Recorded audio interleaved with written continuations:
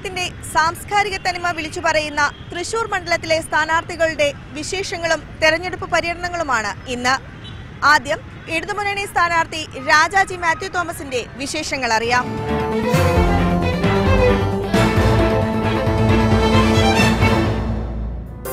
അറിവിന്റെ ആഴക്കടലുകൾ താണ്ടിയോൻ നിറവിന്റെ പുസ്തകം മാറോടണച്ചവൻ പുതിയ കാലത്തിൻ കടലായി ജ്വലിച്ചവൻ അവനാണ് രാജാജി മാത്യു തോമസ്. സഖാവ് രാജാജി മാത്യു തോമസ് ഇതോ ഈ വഴിത്താരകളെ പുളകമണിയിച്ചുകൊണ്ട് കടന്നു വന്നുകൊണ്ടിരിക്കുന്നു. പ്രിയമുള്ളവരെ അഭിവാദ്യം ചെയ്യുക, ആശീർവദിക്കുക. 130 കോടി ജനങ്ങളുടെ ഐക്യം നിലനിർത്താനാകുമോ എന്ന പ്രസക്തമായ ചോദ്യമാണ് ഈ തെരഞ്ഞെടുപ്പ് ഉയർത്തുന്നത്. നമ്മുടെ രാജ്യത്തിന്റെ ശിഥിലീകരണം തടയാൻ നമുക്ക് കഴിയുമോ എന്ന ചോദ്യമാണ് ഉയർത്തുന്നത്. ജനാധിപത്യവും മതേതരത്വവും നമ്മുടെ ഭരണഘടനയും ഭരണഘടനാ സ്ഥാപനങ്ങളും നിലനിർത്തിക്കൊണ്ട് മാത്രമേ നമ്മുടെ രാജ്യത്തിന്റെ ഐക്യവും അഖണ്ഡതയും നമുക്ക് നിലനിർത്താനാവൂ. നന്മ നിറഞ്ഞവനാ ഈ നാടിന്റെ സേവകനാ രാജാജി മാത്യു തോമസ് ആണ് സാരഥി. വോട്ടുകൾ നൽകിടണേ, അരിവാൾ നൽകാതിരാ, കേട്ടോ ചിഹ്നം മറക്കണ്ട. ചിന്തിച്ചുറപ്പിച്ചോ നാടിന്റെ നന്മയ്ക്ക് വോട്ടു പാഴാക്കിടണ്ട.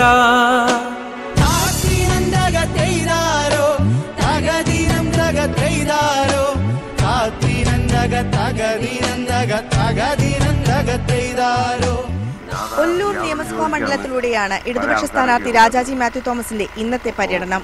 ഒല്ലൂരിലെ മുൻ MLA ആയ അദ്ദേഹം മണിയൻകിണർ ആദിവാസി കോളനിയിലുള്ളവരോടാണ് ഇന്ന് വോട്ട് ചോദിക്കുന്നത്.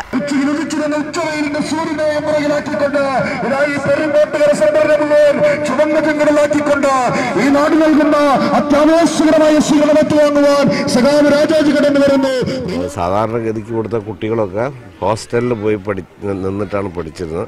ഇപ്പം എനിക്ക് തോന്നുന്നത് പോയി വരാനുള്ള സംവിധാനം ഉണ്ടായി, അത് വലിയ നേട്ടമാണ്.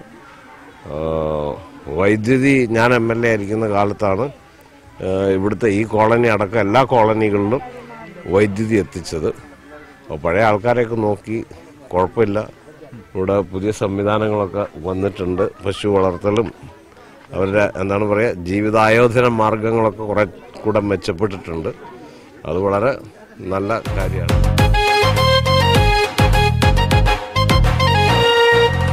ശിവപേരൂര് ഉമ്മടെ സ്വന്തം തൃശ്ശൂര് സാരഥിയായി വന്നു രാജാജി മാത്യു തോമസ്. ചിഹ്നം മറക്കല്ലേ, അരിവാൾ നെൽക്കതിരടയാളം. വോട്ടുകൾ ഓരോന്നും നാടിന്റെ നന്മയ്ക്ക് നൽകിടണേ. വോട്ടെടുപ്പിന് ദിവസങ്ങൾ മാത്രം ശേഷിക്കെ പുറനഗരിയിൽ തെരഞ്ഞെടുപ്പ് ആവേശം കൊട്ടിക്കയറി. മണ്ഡലത്തിന്റെ മുക്കും മൂലയും താണ്ടി പരമാവധി വോട്ടുകൾ സമാഹരിക്കാൻ തയ്യാറെടുക്കുകയാണ് മുന്നണികൾ. കാന്താ പോരു കേട്ടോ നാട്ടിൽ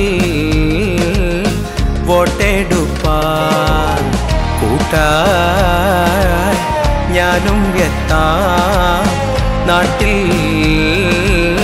തിരഞ്ഞെടുപ്പാൻ. അതിനുവേണ്ടിയിട്ടുള്ള വോട്ടെടുപ്പാണ് ഈ 23-ാം തീയതി നടക്കുന്നത്. നമ്മുടെ രാജ്യം ഭരിച്ചുകൊണ്ടിരിക്കുന്ന നരേന്ദ്രമോദി സർക്കാർ അങ്ങേയറ്റം ഭീകരമായ ഒരു ഭരണമാണ് ജനങ്ങളുടെ മേൽ അഴിച്ചുവിട്ടിരിക്കുന്നത്. മതന്യൂനപക്ഷങ്ങൾക്കും ദളിതർക്കും ആദിവാസികൾക്കും മറ്റ് അവശ്യ ജനവിഭാഗങ്ങൾക്കും സ്വതന്ത്രമായി സ്വൈര്യമായി ജീവിക്കാൻ കഴിയാത്ത അന്തരീക്ഷമാണ് രാജ്യത്ത് വളർന്നു വന്നിട്ടുള്ളത്.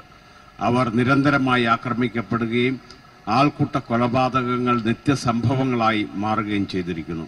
നമ്മുടെ സമ്പദ്ഘടന തകർന്ന് തരിപ്പണമായിരിക്കുന്നു. നോട്ട് നിരോധനം, ചരക്ക് സേവന നികുതി തുടങ്ങിയവ നമ്മുടെ സമ്പദ്ഘടനയെ തകർത്തിരിക്കുന്നു.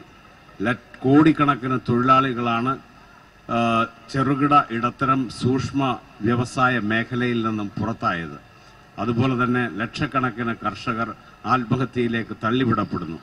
ഇതിന് ഒരു അറുതി വരുത്തേ മതിയാകൂ. ഇത് അവസാനിപ്പിക്കുന്നതിന് വേണ്ടിയുള്ള ഒരു ജനാധിപത്യപരമായ പ്രതിരോധം ഉയർത്തുന്നതിൽ പ്രധാന പ്രതിപക്ഷമെന്ന അവകാശപ്പെടുന്ന കോൺഗ്രസ് പരാജയപ്പെട്ടിരിക്കുന്നു. കോൺഗ്രസിന് അവരുടെ വ്യക്തി താൽപര്യങ്ങളും നിക്ഷിപ്ത താൽപര്യങ്ങളും മാത്രമേയുള്ളൂ. രാജ്യ താൽപര്യമല്ല പ്രധാനമെന്ന് അവർ അവരുടെ പ്രവർത്തനങ്ങളിലൂടെ കാണിച്ചു തരുന്നു. BJP സംഘപരിവാറും തീവ്ര ഹിന്ദുത്വവാദം സ്വീകരിക്കുമ്പോൾ അവർ മൃദു ഹിന്ദുത്വവാദം സ്വീകരിക്കുന്നു. അവർ സാമ്പത്തിക നയ പരിപാടികളിൽ അവർ തമ്മിൽ യാതൊരു വ്യത്യാസവുമില്ല. ഇരു കൂട്ടരും അഴിമതിയിൽ അടിമുടി മുഴുകിയിരിക്കുന്നു. ഇത്തരം ഒരു സാഹചര്യത്തിൽ ഇടതുപക്ഷ പാർട്ടികൾക്ക് നിർണായക സ്വാധീനം ചെലുത്താൻ കഴിയുന്ന ഒരു പാർലമെന്റ് ഉയർന്നു വരണം. അതിന് ഏറ്റവും വലിയ സംഭാവന നൽകാൻ കഴിയുന്നത് കേരളത്തിനാണ്. കേരളത്തിലെ 20 ലോക്സഭാ സീറ്റുകളിൽ നിന്നും ഇടതുപക്ഷ ജനാധിപത്യ മുന്നണിയുടെ നേതാക്കൾ തെരഞ്ഞെടുക്കപ്പെടണം. അതിനുള്ള അനുകൂലമായ അന്തരീക്ഷം നമ്മുടെ സംസ്ഥാനത്ത് നിലവിലുണ്ട്. കേരള സർക്കാർ, ഇടതുപക്ഷ ജനാധിപത്യ മുന്നണി സർക്കാർ കഴിഞ്ഞ 3 വർഷങ്ങളായി നടപ്പാക്കിക്കൊണ്ടിരിക്കുന്ന സാമൂഹ്യക്ഷേമ പദ്ധതികൾ, ജനക്ഷേമ പരിപാടികൾ, അതുപോലെ തന്നെ വികസനോന്മുഖമായ നയസമീപനങ്ങൾ, ഇതാണ് അനുകൂലമായിട്ടുള്ള കാലാവസ്ഥ. അത് മുതലെടുക്കാൻ, അത് പ്രയോജനപ്പെടുത്താൻ നമുക്ക് കഴിഞ്ഞാൽ ഈ തെരഞ്ഞെടുപ്പിൽ നമുക്ക് അഭിമാനകരമായ വിജയം കൈവരിക്കാൻ കഴിയും.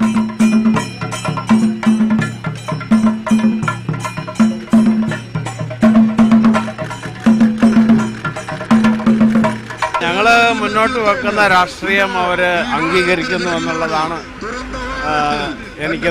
എനിക്ക് മനസ്സിലാവുന്നത്. ചെല്ലുന്ന സ്ഥലങ്ങളിൽ അവർ ഞങ്ങളെ വലിയ നല്ല സ്വീകരണം നൽകുന്നുണ്ട്. അതുപോലെ തന്നെ വീടുകളിലും അവരുടെ സ്ഥാപനങ്ങളിലുമുള്ള ആൾക്കാരുടെ അടുത്തും ഈ സന്ദേശം എത്തിക്കാൻ ഞങ്ങൾ ശ്രമിച്ചിട്ടുണ്ട്.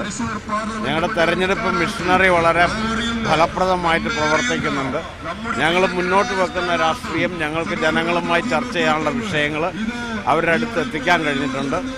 അത് അവർക്ക് വളരെയേറെ സ്വീകാര്യമായിട്ട് തോന്നുന്നു. അതാണ് അത്തരത്തിലൊരു പ്രതികരണം ഞങ്ങൾക്ക് ലഭിക്കുന്നത്. തൃശൂർ പാർലമെന്റ് മണ്ഡലം സ്ഥാനാർത്ഥി അടുത്ത സ്വീകരണത്തിലേക്ക് തന്റെ പ്രിയപ്പെട്ട വോട്ടർമാരെ നേരിൽ കണ്ട് വോട്ടപ്പെടുത്തിക്കൊണ്ട്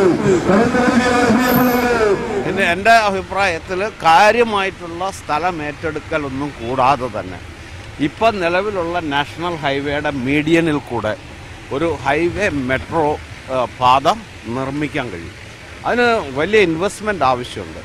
ആ ഇൻവെസ്റ്റ്മെൻറ്റ് കണ്ടെത്തുന്നതിന് കേന്ദ്ര സർക്കാരും സംസ്ഥാന സർക്കാരും സ്വകാര്യ മേഖലയൊക്കെ സംയുക്തമായിട്ട് പ്രവർത്തിച്ച് അത് കണ്ടെത്താൻ പറ്റും. അത് ഹ്രസ്വദൃഷ്ടികളായിട്ടുള്ള ആൾക്കാർ പറയും അത്രയും വലിയ ഇൻവെസ്റ്റ്മെൻറ്റിൻ്റെ ആവശ്യമുണ്ടോയെന്ന്. പക്ഷെ നിങ്ങൾ ദീർഘകാല അടിസ്ഥാനത്തിൽ ചിന്തിച്ചു കഴിഞ്ഞാൽ ഇന്ധനം ലാഭം, പാരിസ്ഥിതികമായിട്ടുള്ള പ്രയോജനങ്ങൾ, അതിവേഗത്തിൽ യാത്ര ചെയ്യാനുള്ള സംവിധാനങ്ങൾ, സ്വകാര്യ വാഹനങ്ങളെ പരമാവധി നിരുത്സാഹപ്പെടുത്തൽ തുടങ്ങിയിട്ടുള്ള എല്ലാ ആസ്പെക്റ്റും കണക്കിലെടുത്തു കഴിഞ്ഞാൽ അത് ദീർഘകാല അടിസ്ഥാനത്തിൽ ഒരു വളരെ വളരെ പ്രയോജനകരമായിട്ടുള്ള നിക്ഷേപമായിട്ട് മാറും, ലാഭകരമായിട്ടുള്ള നിക്ഷേപം ആയിട്ട് മാറും. വോട്ടിന്റെ വിലയറിയാ, നേട്ടങ്ങൾ കണ്ടറിയാ, LDF മുന്നണിയാ, കരുത്തുള്ള നേർനിരയാ.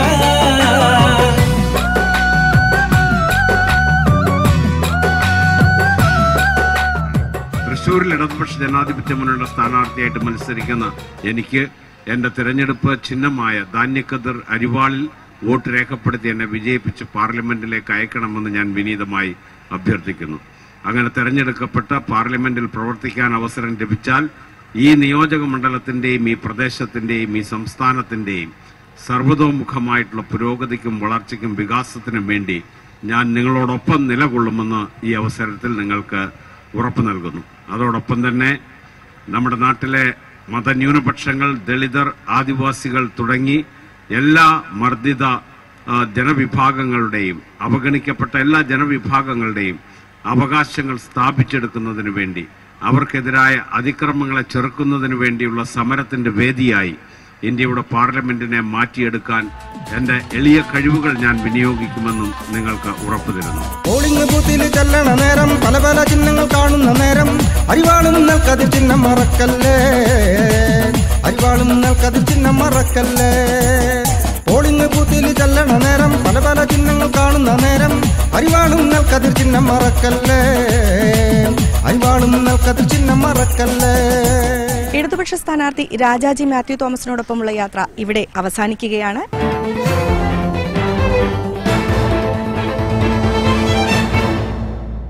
VM സുധീരനെ 4 തവണ നിയമസഭയിലേക്ക് അയച്ച മണലൂർ മണ്ഡലത്തിലൂടെയാണ് അദ്ദേഹത്തിന്റെ ഉറ്റ അനുയായിയും UDF സ്ഥാനാർത്ഥിയുമായ TN പ്രതാപന്റെ ഇന്നത്തെ പര്യടനം. പടക്കം പൊട്ടിച്ചും വിഷുക്കണി നൽകിയും TN പ്രതാപനെ പ്രവർത്തകർ സ്വന്തക്കാരെ പോലെ ഇന്ത്യക്കാരെല്ലാരും ഒന്നിച്ചു വാണിടണം. ചന്തത്തിൽ വോട്ടുകൾ കൈപ്പറ്റി ചിഹ്നത്തിൽ തന്നെ നാം നൽകിടണം. സ്വന്തക്കാരെ പോലെ ഇന്ത്യക്കാരെല്ലാരും ഒന്നിച്ചു വാണിടണം. ചന്തത്തിൽ വോട്ടുകൾ കൈപ്പറ്റി ചിഹ്നത്തിൽ തന്നെ നാം നൽകിടണം. കൊല്ലും കൊല വിളിയെല്ലാം മതിയാക്കി കൈകോർത്ത് നീങ്ങിടണം. നല്ലൊരു മാതൃകയാക്കി പ്രതാപനെ ഇന്നു നാം പിൻപറ്റണം. കൊല്ലും കൊല വിളിയെല്ലാം മതിയാക്കി കൈകോർത്ത് നീങ്ങിടണം. നല്ലൊരു മാതൃകയാക്കി പ്രതാപനെ ഇന്നു നാം പിൻപറ്റണം.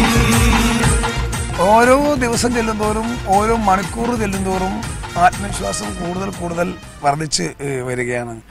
കാരണം UDF പ്രവർത്തകന്മാരും നേതാക്കന്മാരും അവരുടെ കഠിനാധ്വാനം താഴെ തലങ്ങളിൽ ജനങ്ങൾക്കിടയിൽ വലിയ പോസിറ്റീവ് റിസൾട്ട് ഉണ്ടാക്കിക്കൊണ്ടിരിക്കുകയാണ്. UDF നഷ്ടപ്പെട്ടൊരു നിയോജക മണ്ഡലം തിരിച്ചു പിടിക്കും എന്ന വാശിയാണ് UDFന്റെ ഓരോ പ്രവർത്തകരുടെ ഇഞ്ചിലുമുള്ളത്. ഇതിനേക്കാൾ വലിയ ഒരു ആത്മവിശ്വാസം വേറെ ഇല്ലല്ലോ. അത് വേറൊരു ഭാഗത്ത്, മറ്റൊരു ഭാഗത്ത് ജനങ്ങളൊരു മാറ്റം ആഗ്രഹിക്കും. കൈപ്പത്തിക്കോട്ടേകി രാഹുലിൻ കൂട്ടേടാൻ നമ്മൾ ഉണർന്നിടണം. പ്രിയ നാട്ടാരെ നമ്മൾ ഉണർന്നിടണം. കൈപ്പത്തിക്കോട്ടേകി രാഹുലിൻ കൂട്ടേടാൻ നമ്മൾ ഉണർന്നിടണം. പ്രിയ നാട്ടാരെ നമ്മൾ ഓരോ ദിവസം ചെല്ലുന്തോറും ഓരോ മണിക്കൂർ ചെല്ലുന്തോറും ആത്മവിശ്വാസം കൂടുതൽ വർദ്ധിച്ച് വരികയാണ്. കാരണം UDF പ്രവർത്തകന്മാരും നേതാക്കന്മാരും അവരുടെ കഠിനാധ്വാനം താഴെ തലങ്ങളിൽ ജനങ്ങൾക്കിടയിൽ വലിയ പോസിറ്റീവ് റിസൾട്ട് ഉണ്ടാക്കിക്കൊണ്ടിരിക്കുകയാണ്. UDF നഷ്ടപ്പെട്ടൊരു നിയോജക മണ്ഡലം തിരിച്ചു പിടിക്കും എന്ന വാശിയാണ് UDFന്റെ ഓരോ പ്രവർത്തകരുടെ ഇഞ്ചിലുമുള്ളത്.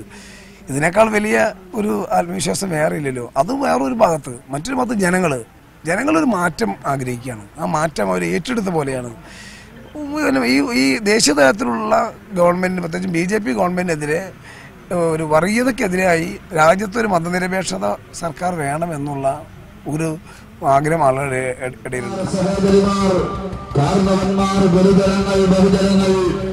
ജീവിതത്തിന്റെ നാനാതുറകളിൽപ്പെട്ട് ആബാലവൃത്തം ജനങ്ങളും നൽകിയ സ്വീകരണങ്ങൾക്കും അഭിവാദ്യങ്ങൾക്കുമെല്ലാം ഒരായിരം നന്ദിയും കടപ്പാട് വർദ്ധിച്ചുകൊണ്ട് ജനങ്ങളൊരു മാറ്റം ആഗ്രഹിക്കുകയാണ്. ആ മാറ്റം അവർ ഏറ്റെടുത്ത പോലെയാണ്. ഈ ദേശീയ തലത്തിലുള്ള ഗവൺമെൻറ്, പ്രത്യേകിച്ചും BJP ഗവൺമെൻറ്റിനെതിരെ ഒരു വർഗീയതയ്ക്കെതിരായി രാജ്യത്തൊരു മതനിരപേക്ഷത സർക്കാർ വേണമെന്നുള്ള ഒരു ആഗ്രഹം ആളുകളുടെ ഇടയിലുണ്ട്. ഇന്ന് ഇപ്പോൾ നമ്മൾ ഇത് സംസാരിക്കുമ്പോൾ 1:30 മണിയായി. പ്രവർത്തകർ വിടുന്നില്ല. അവർ പറഞ്ഞാൽ ഞങ്ങൾക്ക് ചൂട് പ്രശ്നമല്ല, പിന്നെ സ്ഥാനാർത്ഥിക്കാണോ ചൂട്. ഞാൻ തീയിൽ കുരുത്ത ആളാണ്, വലിയ തീയിൽ കുരുത്താണ്. അതുകൊണ്ട് ഈ ചൂടൊന്നും നമുക്ക് ബാധകമല്ല. ഞാൻ നാട്ടുപുറത്ത് ജനിച്ച ഒരാളാണ്, വളരെ സാധാരണക്കാരനായ ഒരാളാണ്, വളരെ സാധാരണക്കാരൻ.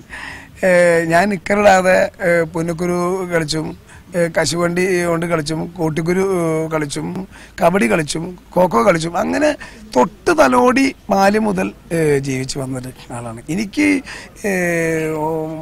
സൗഹൃദവും സ്നേഹവും പിന്നെ ഒരു അകലെ മാറി നിന്ന് അച്ചടി ഭാഷയിൽ വർത്തമാനം പറഞ്ഞിട്ട് സൗഹൃദം സ്നേഹം കളിക്കാൻ പറ്റില്ല. ഞാൻ എൻ്റെ അമ്മേനെ എല്ലാ ദിവസവും തൊട്ട് തലോടിയിരുന്ന ആളാണ്. ഞാൻ എൻ്റെ അച്ഛനോടും അങ്ങനെ തന്നെയായിരുന്നു. എൻ്റെത് ആദ്യമായിട്ടുള്ളൊരു ഇലക്ഷനല്ല. ഞാൻ ഈ സ്നേഹപ്രകടനം ഇലക്ഷൻ ഇല്ലാത്തപ്പോഴും തെരഞ്ഞെടുപ്പ് അല്ലാത്തപ്പോഴും ഇത് തന്നെയാണ് ഞാൻ. അത് എല്ലാ മാധ്യമ സുഹൃത്തുക്കൾക്ക് അറിയാലോ. തൃശ്ശൂർ ചെറുപ്പക്കാരായ മാധ്യമപ്രവർത്തകരുണ്ട്. എൻ്റെ കയ്യിൽ നിന്ന് തട്ട് കിട്ടാത്ത, തലോടൽ കിട്ടാത്ത മാധ്യമപ്രവർത്തകന്മാർ തൃശ്ശൂർ ആരും ഉണ്ടാവാനില്ല. നെറ്റിയിൽ ഒരു സ്പർശം അവർക്കുണ്ടാവും, കയ്യിലൊരടി അവർക്കുണ്ടാവും. അത് ലിംഗവ്യത്യാസം ഒരിക്കലും ഉണ്ടായിട്ടില്ല. അത് എന്നും അങ്ങനെയാണ്, നാളെ അങ്ങനെ ആയിരിക്കും. അപ്പം അതുകൊണ്ട് മണ്ഡലത്തിൽ ജനിച്ചതുകൊണ്ട് വോട്ടറായതുകൊണ്ട് മാത്രമാവില്ല, മണ്ഡലത്തിലുള്ള ആളുകളുടെ കൂടെ ജീവിക്കുകയും കൂടി ചെയ്താൽ അവർ നമ്മൾ സ്വീകരിക്കും. അതിന് പാർട്ടിയില്ല, മതമില്ല, ജാതിയില്ല, എന്നും അങ്ങനെ തന്നെ, നാളെ അങ്ങനെ തന്നെ ആയിരിക്കും. അത് നാളെ ഒരു ജനപ്രതി ആവണമെന്നൊന്നുമില്ല, അല്ലെങ്കിൽ എൻ്റെ സ്വഭാവം സർക്കാർ വേണം, സർക്കാർ വേണം, നമ്മൾ ഒന്നിച്ചുണർന്നിടണം, കോൺഗ്രസിനെന്നും കരുത്തും തുണയേകി കൈപ്പറ്റിക്കട്ടെ വേണം. സർക്കാർ വേണം, നമ്മൾ ഒന്നിച്ചുണർന്നിടണം, കോൺഗ്രസിനെന്നും കരുത്തും തുണയേകി കൈപ്പറ്റിക്കോട്ടെ വേണം. പൂരത്തിന്റെ നാട്ടിൽ നിന്നൊരു വെണ്ടാരം ചാർത്താൻ നല്ലൊരു പൊൻഹാരം, നാടിന്റെ നായകനായ നല്ലൊരു നേതാവല്ലോ പ്രതാപൻ. തൃശ്ശൂർ വന്ന് ഗുരുവായൂർ വരെ മെട്രോ എക്സ്റ്റെൻഡ് ചെയ്യണം. എൻ്റെ ഒരു ഡ്രീം അതാണ്. മെട്രോ ഇപ്പോൾ വരുന്ന കൊച്ചിയിൽ നിന്ന് വന്നുകൊണ്ടിരിക്കുന്ന മെട്രോ നമ്മുടെ ജില്ലയുടെ അതിർത്തിയിൽ എത്തിയിട്ടുണ്ട്. അത് തൃശ്ശൂരിലേക്ക് എക്സ്റ്റെൻഡ് ചെയ്ത് തൃശ്ശൂരിൽ നിന്ന് ഗുരുവായൂർ വരെ എക്സ്റ്റെൻഡ് ചെയ്യുക. ആ ഒരു സ്വപ്നം നമ്മുടെ മനസ്സിലും അഭിവാദ്യങ്ങൾക്കുമെല്ലാം ഒരായിരം നന്ദിയും കടപ്പാട് വർദ്ധിച്ചുകൊണ്ട് ശ്രീ പി എൻ പ്രതാപൻ കടന്നു വരുന്നു. ഈ വാഹനത്തിന്റെ തൊട്ട് പിന്നാലെ ഞങ്ങൾ സത്യം പറഞ്ഞാൽ ഇവിടെ ഒരു രാഷ്ട്രീയ മത്സരമാണ് ആഗ്രഹിച്ചിരുന്നത്. രാഷ്ട്രീയ മത്സരം വേണം. ആ രാഷ്ട്രീയ മത്സരം ഉണ്ടാകുമ്പോൾ ആവേശം ഉണ്ടാവുക. സത്യത്തിൽ പറഞ്ഞാൽ ഇപ്പോൾ സ്ഥാനാർത്ഥി അങ്ങനത്തെ ഒരു എടുത്തു പറയാവുന്ന രാഷ്ട്രീയക്കാരനല്ലെങ്കിലും ഞങ്ങൾക്ക് NDAയും UDF LDF തമ്മിൽ വന്നപ്പോൾ ഞങ്ങളുടെ മത്സരത്തിന് കുറേയും കൂടി ആവേശം കൂടി. അല്ലെങ്കിൽ ഞങ്ങൾ വെറും ഒരു ഈസി മത്സരം പോലെ പോകും. ഞങ്ങൾ നല്ല കടുത്ത മത്സരത്തിലാണ്. ഞങ്ങൾക്ക് രാഷ്ട്രീയമായി തന്നെയാണ് ഞങ്ങൾ ഈ തെരഞ്ഞെടുപ്പിനെ കാണുന്നത്. അല്ലാതെ വ്യക്തികൾ ഈ തെരഞ്ഞെടുപ്പിൽ ഒരിക്കലും ചിത്രത്തിലുണ്ടാവില്ല. അങ്ങനെ ഒരു ഫീല് നമുക്കില്ല. ഞങ്ങളും BJPയും തമ്മിലാണ് ഇന്ത്യയിലെ നേരിട്ടുള്ള മത്സരം. ഞങ്ങളും BJPയും തമ്മിലാണ്. ഞങ്ങളുടെ ഏറ്റവും വലിയ ശത്രു BJPയാണ്. ഒരു കോംപ്രമൈസും ഇല്ല ഇതിനകത്ത്. BJPനെയും RSSനെയും എതിർക്കുക എന്നതാണ് ഞങ്ങളുടെ ഏറ്റവും പ്രധാനപ്പെട്ട രാഷ്ട്രീയം. കേരളത്തിൽ ഈ BJP എതിർക്കുമ്പോൾ കേരളത്തിൽ LDF ദേശീയ രാഷ്ട്രീയത്തിൽ ഒരു പിക്ചറിലില്ല. അതുകൊണ്ടാണ് എനിക്ക് തോന്നുന്നത് CPI മത്സരം ഒരു സീരിയസ് ആയിട്ട് എടുത്തിട്ടില്ല. അവരെങ്കിലും CM ചെയ്തവനെ ഒഴിവാക്കുമോ? സീരിയസ് ആയിട്ട് എടുത്തിരുന്നെങ്കിൽ ഞങ്ങളതുകൊണ്ട് ഞങ്ങൾ നേരിട്ട് NDA ആഞ്ഞടിക്കുകയാണ്.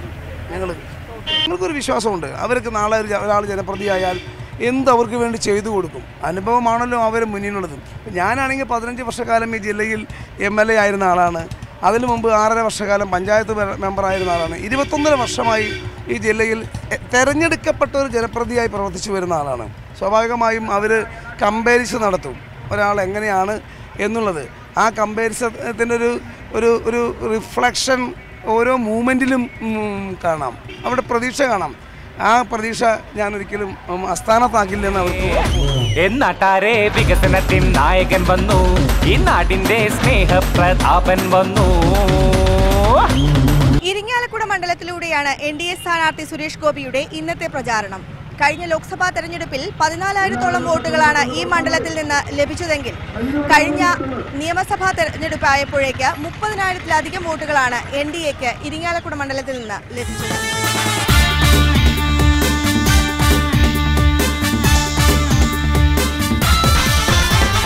രാജ്യം ഭരിക്കാൻ ലോകം നയിക്കാൻ മോദിജി വീണ്ടും വരണം.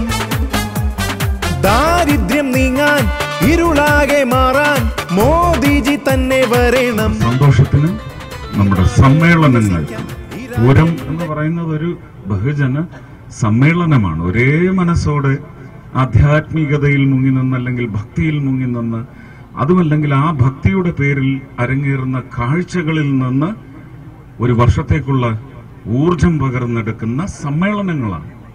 ആ സമ്മേളനങ്ങൾക്കെല്ലാം ആ സമ്മേളനത്തിന്റെ ശക്തി ഉണ്ടാവും. ആ സമ്മേളനത്തെ വലിയ കുഴപ്പങ്ങളൊന്നുമില്ലാതെ മുമ്പോട്ട് കൊണ്ടുപോകുന്നതിന് മാത്രമേ കാക്കിയിട്ടവരായാലും ഖദറിട്ടവരായാലും ചുവപ്പിട്ടവരായാലും കാവിയിട്ടവരായാലും അവർക്കെല്ലാം ഇത് നല്ല സംരക്ഷണം ഒരുക്കി. കാരണം അവർ നമ്മുടെ വോട്ട് വാങ്ങിച്ച് ഭരണത്തലപ്പത്തിരിക്കുന്നവർക്കാണ് അതിന്റെ ഉത്തരവാദിത്വമുള്ളത്. അത് മാത്രമേ ഉള്ളൂ അവരുടെ ഉത്തരവാദിത്വം. നുഴഞ്ഞു കയറി വന്ന് മറ്റ് ശ്രമങ്ങളൊക്കെ വന്നാൽ വിവരമറിയിക്കും.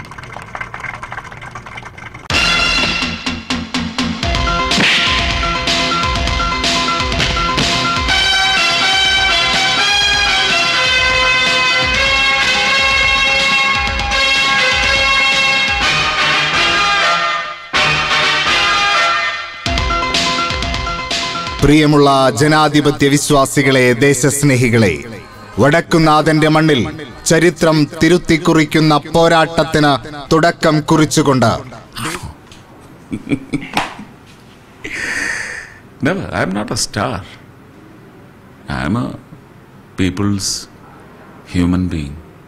I want to be that. Star is only on screen. Off screen, I need to be a human being. I will be that unto death. ഭാരതമൊരു നവശക്തിയതായി ലോകാരാധ്യവുമായി മാറുമ്പോൾ കേരള വികസന സ്വപ്നം മുരടിച്ചിടുവതെന്തെന്നറിയാമോ? കാലമേറെ വൈകിപ്പോയി, മാറ്റമിനിയും വേണ്ടേ? NDA-യിൽ നാം നാടിൻ ദുർഗതി മാറ്റാൻ. ഒരു പ്ലോസിബിൾ പ്രോജക്റ്റ് നമ്മൾ പ്രസന്റ് ചെയ്യുമ്പോൾ feasibility in implementation and drawing profits. ഇത് എക്കണോമിക്സിലെ ഒരു വലിയ ഘടകമല്ലേ? അപ്പോൾ ഞാൻ ചോദിച്ചു, ഈ സിറ്റിക്കകത്ത് മാത്രം കറങ്ങുന്ന ഒരു കോൺക്രീറ്റ് ഡംപിങ്, അതുവഴി നിങ്ങൾ എത്രയാണ് എക്സ്ട്രാക്ട് ചെയ്യാൻ പോകുന്നത് മണി? അങ്ങനെയാണോ വേണ്ടത്? അതോ ഈ സിറ്റിയെ അടുത്ത സിറ്റിയുമായി കണക്ട് ചെയ്തുകൊണ്ട് ആ രണ്ട് കണക്റ്റിനിടയ്ക്കുള്ള ഒരു ഡിസ്റ്റൻസ് എന്ന് പറയുന്നത് east traffic, smoke free atmosphere. Kochi city എന്ന് പറയുന്നത് almost getting choked to death. അപ്പോൾ അവിടുത്തെ ആവാസ വ്യവസ്ഥയും നിലനിൽക്കണം. അപ്പോൾ അത് തീരെ വയ്യാതെ വരുമ്പോൾ അവർക്ക് എങ്ങോട്ടെങ്കിലും ഒന്ന് പലായനം ചെയ്യാൻ പറ്റണം. But there should be A city atmosphere. അതവർ ശീലിച്ചു പോയതാണ്. അപ്പോൾ അങ്ങനെ വരുമ്പം what do you do? You will need to develop extensions of cities. Thrissur, I believe, at least Chalakudy should be an extended city of Kochi. സാമൂഹിക ജീവിതത്തിന് ഒരുപാട് നവോത്ഥാന മൂല്യ വളർച്ച നമ്മൾ ജീവിതം വ്യാഖ്യാനം ചെയ്യുന്നതിലൂടെ നടപ്പിലാക്കേണ്ടതാണ്. അതൊരു ധ്വംസനമല്ല. നവോത്ഥാനം എന്ന് പറയുന്നത് ആരെങ്കിലും ധ്വംസിക്കാൻ വേണ്ടിയല്ല. വിച്ച് ഇസ് എന്താണ്, എനിക്ക് അതിന് മോശപ്പെട്ട വാക്ക് ഉപയോഗിക്കേണ്ടി വരും, മാടന്മാരുടെ കോൺസെപ്റ്റ്.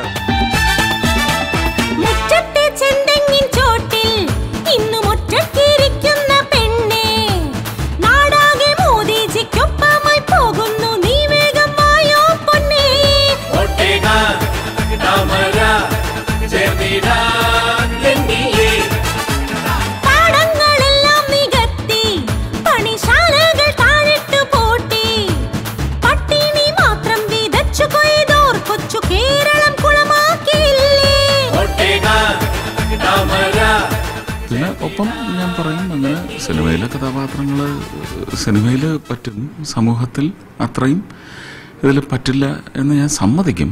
പക്ഷെ അതാരെങ്കിലും ഒരു അവകാശവാദം പോലെ വലിയ സമുന്നതരായ നേതാക്കൾ അതൊക്കെ സിനിമയിലേ നടക്കൂ എന്ന് പറഞ്ഞ് അതങ്ങ് കൈ വെച്ചിരുന്നാൽ മതി. അതാണ് ജനങ്ങൾ ആഗ്രഹിക്കുന്നതെങ്കിൽ നിങ്ങളെയൊക്കെ ഇവിടെ നിന്ന് തുരത്തുന്ന തരത്തിൽ അങ്ങനെ വരും, ഉദ്യോഗസ്ഥർ വരും.